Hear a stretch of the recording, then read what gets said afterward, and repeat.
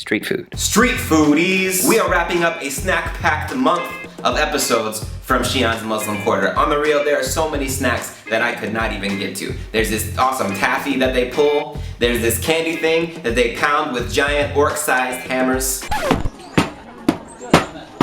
They just beat it like it slapped their mama. I can't get to all of them, but I will say this. If you find yourself in Xian, look me up and I will hang with you on the strip.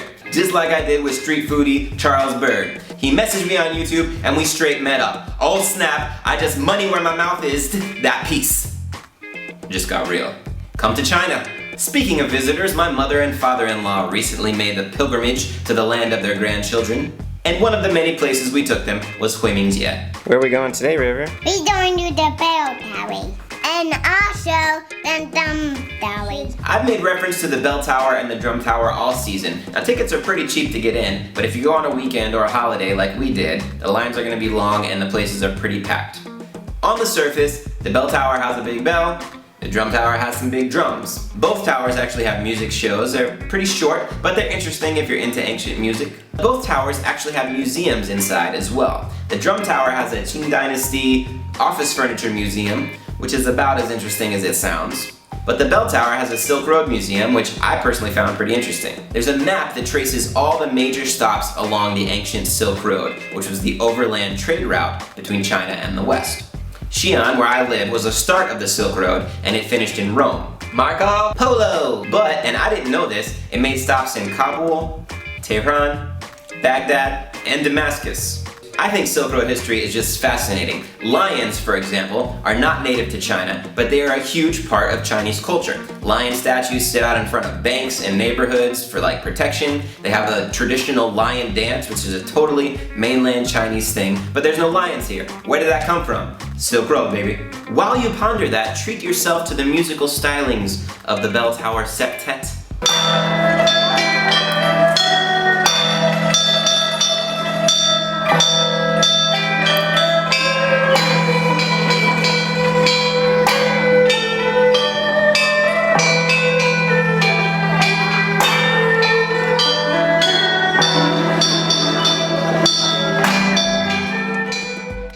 Afterwards, we hit the shopping streets with my in-laws. Brad tried a rojamo and cold noodles from this shop that was featured in Street Food Season 3. Not only did he like the sandwich and the cold noodles, he handled his chopsticks like a boss. Then we got some shigaozhi.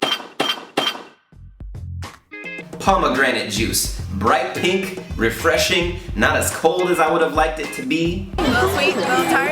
Yeah? Not gonna happen. Okay. Homegirl chunks that pomegranate whole style in this contraption, presses it down for a while, and the product is a tasty beverage. It's sweet, it's a little sharp. They only have this when pomegranates are in season. It's a brief seasonal window in the summer, and then we're back to the red date juice. Bonus snack. Hui Hua Gao.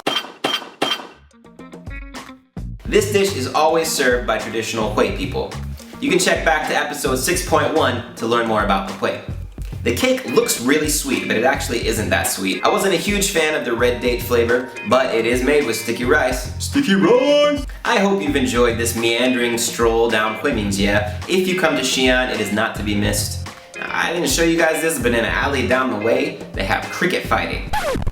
Like you can buy a cricket and gamble on it to beat the other crickets. I'm not sure if PETA covers insects, but I'm saying cricket fighting. Next week, my family and I check out the Xian Aquarium. Join us on Friday for beluga whales and whatnot. Until then, eat it on the street, watch out for the parasites.